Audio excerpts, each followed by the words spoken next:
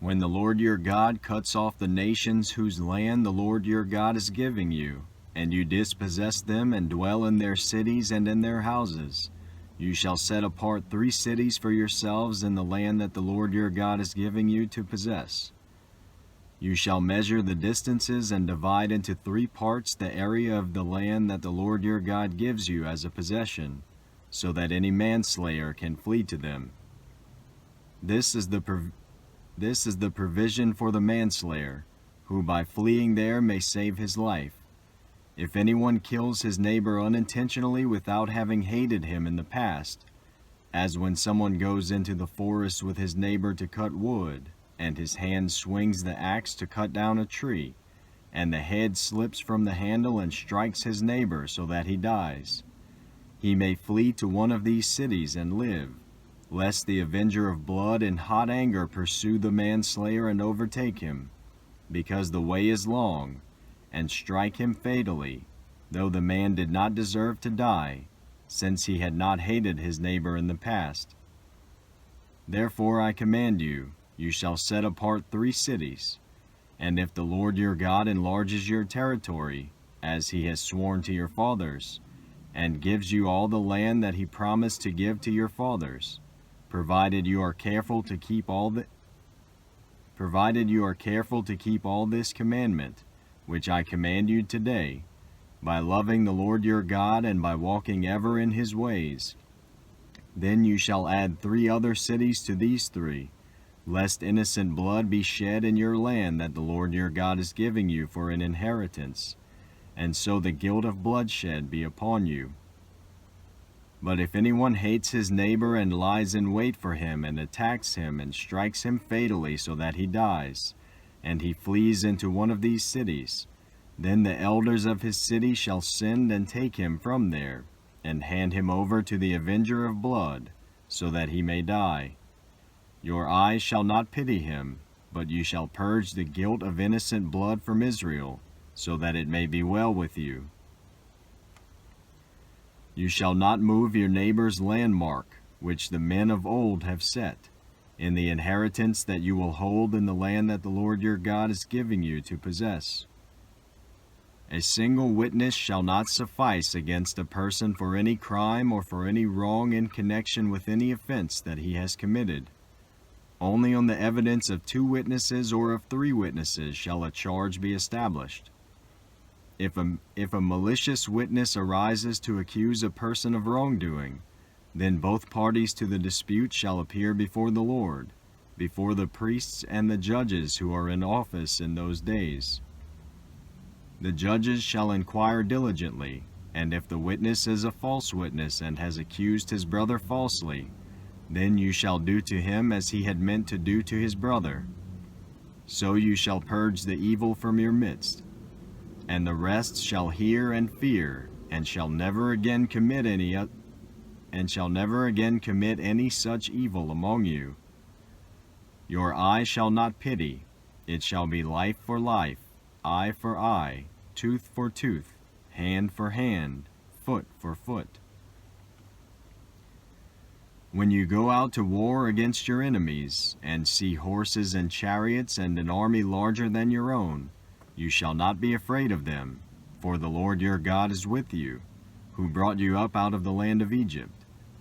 And when you draw near to the battle, the priest shall come forward and speak to the people, and shall say to them, Hear, O Israel, today you are drawing near for battle against your enemies. Let not your heart faint. Do not fear or panic or be in dread of them, for the Lord your God is he who goes with you to fight for you against your enemies, to give you the victory. Then the officers shall speak to the people, saying, Is there any man who has built a new house and has not dedicated it? Let him go back to his house, lest he die in the battle and another man dedicate it. And is there any man who has planted a vineyard and has not enjoyed its fruit? Let him go back to his house, lest he die in the battle and another man enjoy its fruit.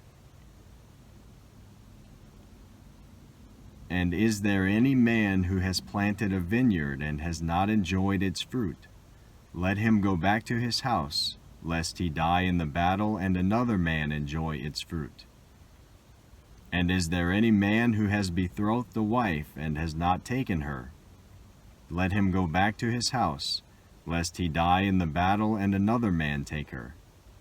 And the officers shall speak further to the people, and say, Is there any man who is fearful and faint-hearted?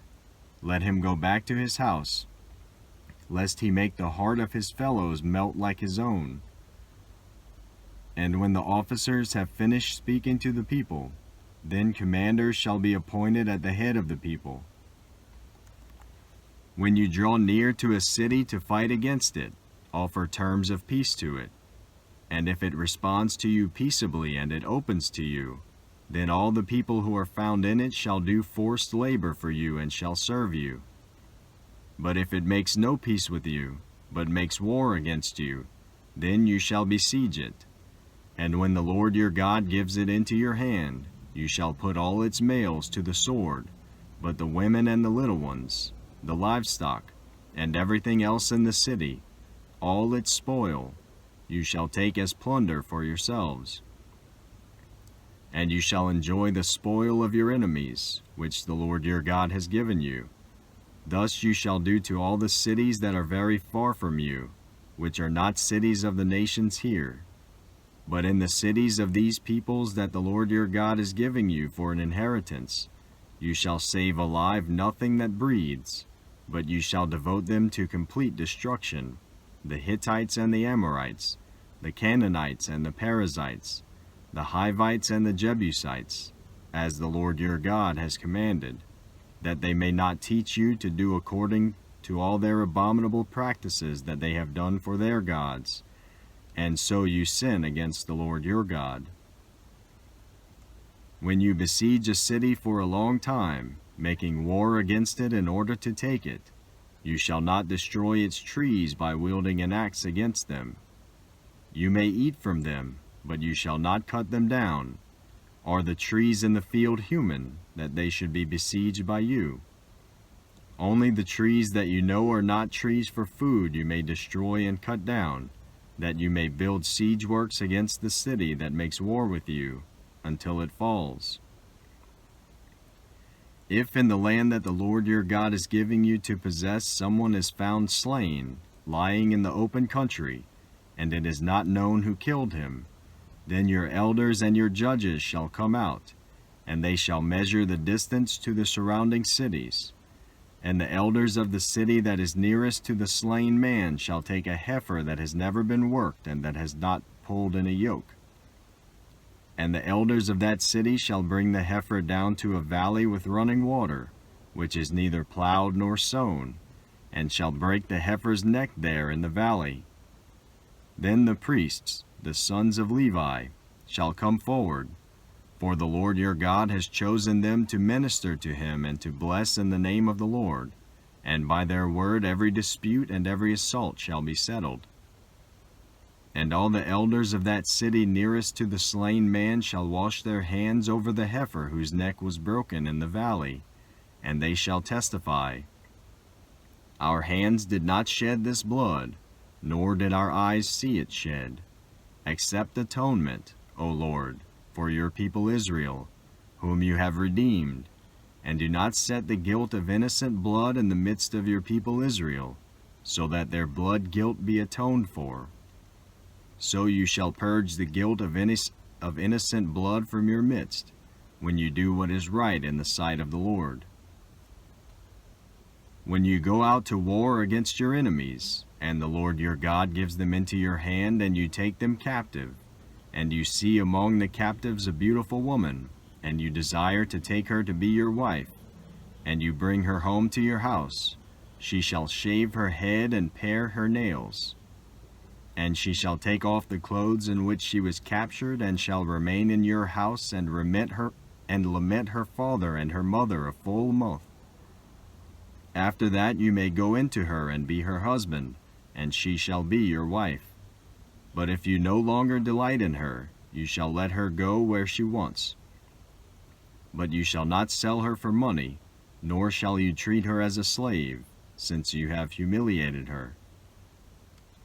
If a man has 2 wives, the one loved and the other unloved, and both the loved and the unloved have borne him children, and if the firstborn son belongs to the unloved, then on the day when he assigns his possessions as an inheritance to his sons, he may not treat the son of the loved as the firstborn in preference to the son of the unloved, who is the firstborn, but he shall acknowledge the firstborn, the son of the unloved, by giving him a double portion of all that he has, for he is the firstfruits of his strength.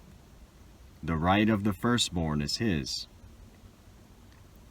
If a man has a stubborn and rebellious son who will not obey the voice of his father or the voice of his mother, and, though they discipline him, will not listen to them, then his father and his mother shall take hold of him and bring him out to the elders of his city at the gate of the place where he lives. And they shall say to the elders of his city, "This our son is stubborn and rebellious. He will not obey our voice. He is a glutton and a drunkard." Then all the men of the city shall stone him to death with stones. So you shall purge the evil from your midst, and all Israel shall hear and fear. And if a man has committed a crime punishable by death, and he is put to death, and you hang him on a tree, his body shall not remain all night on the tree, but you shall bury him in the same day, for a hanged man is cursed by God. You shall not defile your land that the Lord your God is giving you for an inheritance. You shall not see your brother's ox or his sheep going astray and ignore them. You shall take them back to your brother, and if he does not live near you and you do not know who he is, you shall bring it home to your house, and it shall stay with you until your brother seeks it. Then you shall restore it to him, and you shall do the same with his donkey or with his garment, or with any lost thing of your brother's, which he loses and you find. You may not ignore it. You shall not see your brother's donkey or his ox fallen down by the way and ignore them. You shall help him to lift them up again. A woman shall not wear a man's garment, nor shall a man put on a woman's cloak, for whoever does these things is an abomination to the Lord your God. If you come across a bird's nest in any tree or on the ground, with the young ones or eggs, and the mother sitting on the young or on the eggs, you shall not take the mother with the young. You shall let the mother go, but the young you may take for yourself, that it may go well with you, and that you may live long. When you build a new house, you shall make a parapet for your roof, that you may not bring the guilt of blood upon your house, if anyone should fall from it. You shall not sow your vineyard with 2 kinds of seed, lest the whole yield be forfeited, the crop that you have sown and the yield of the vineyard. You shall not plow with an ox and a donkey together. You shall not wear cloth of wool and linen mixed together. You shall make yourself tassels on the 4 corners of the garment with which you cover yourself. If any man takes a wife and goes into her and then hates her and accuses her of misconduct and brings a bad name upon her, saying, "I took this woman, and when I came near her, I did not find in her evidence of virginity," then the father of the young woman and her mother shall take and bring out the evidence of her virginity to the elders of the city in the gate. And the father of the young woman shall say to the elders, "I gave my daughter to this man to marry, and he hates her. And behold, he has accused her of misconduct, saying, I did not find in your daughter evidence of virginity. And yet this is the evidence of my daughter's virginity." And they shall spread the cloak before the elders of the city. Then the elders of that city shall take the men and whip him. Then the elders of that city shall take the man and whip him. And they shall fine him 100 shekels of silver, and give them to the father of the young woman, because he has brought a bad name upon a virgin of Israel. And she shall be his wife. He may not divorce her all his days. But if the thing is true, that evidence of virginity was not found in the young woman, then they shall bring out the young woman to the door of her father's house, and the men of the city shall stone her to death with stones, because she has done an outrageous thing in Israel by whoring in her father's house. So you shall purge the evil from your midst. If a man is found lying with the wife of another man, both of them shall die, the man who lay with the woman, and the woman. So you shall purge the evil from Israel. If there is a betrothed virgin, and a man meets her in the city and lies with her, then you shall bring them both out to the gate of that city, and you shall stone them to death with stones. The young woman because she did not cry for help though she was in the city, and the man because he violated his neighbor's wife. So you shall purge the evil from your midst. But if in the open country a man meets a young woman who is betrothed, and the man seizes her and lies with her, then only the man who lay with her shall die. But you shall do nothing to the young woman. She has committed no offense punishable by death. For this case is like that of a man attacking and murdering his neighbor, because he met her in the open country, and though the betrothed young woman cried for help, there was no one to rescue her.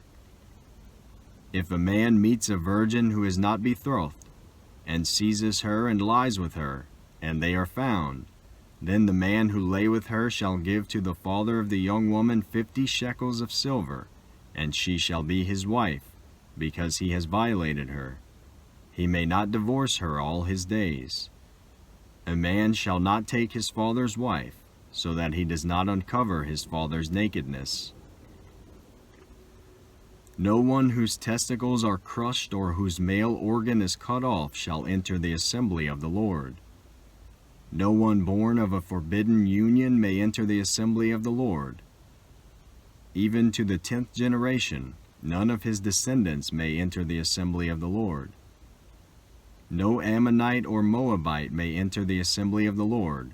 Even to the 10th generation, none of them may enter the assembly of the Lord forever, because they did not meet you with bread and with water on the way, when you came out of Egypt, and because they hired against you Balaam the son of Beor from Pethor of Mesopotamia, to curse you.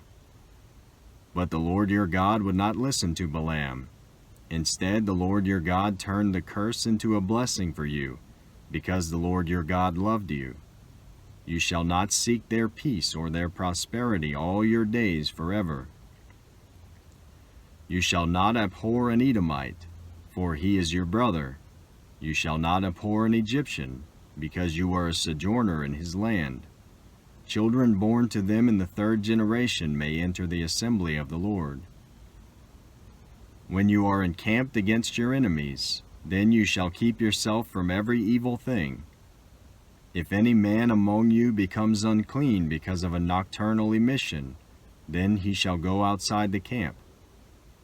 He shall not come inside the camp, but when evening comes, he shall bathe himself in water, and as the sun sets, he may come inside the camp. You shall have a place outside the camp, and you shall go out to it. And you shall have a trowel with your tools, and when you sit down outside, you shall dig a hole with it and turn back and cover up your excrement. Because the Lord your God walks in the midst of your camp, to deliver you and to give you. Because the Lord your God walks in the midst of your camp, to deliver you and to give up your enemies before you. Therefore your camp must be holy, so that he may not see anything indecent among you and turn away from you. You shall not give up to his master a slave who has escaped from his master to you. He shall dwell with you, in your midst, in the place that he shall choose within one of your towns, wherever it suits him. You shall not wrong him. None of the daughters of Israel shall be a cult prostitute, and none of the sons of Israel shall be a cult prostitute.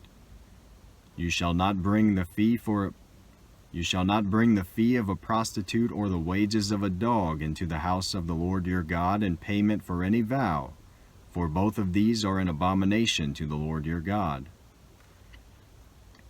You shall not charge interest on loans to your brother, interest on money, interest on food, interest on anything that is lent for interest.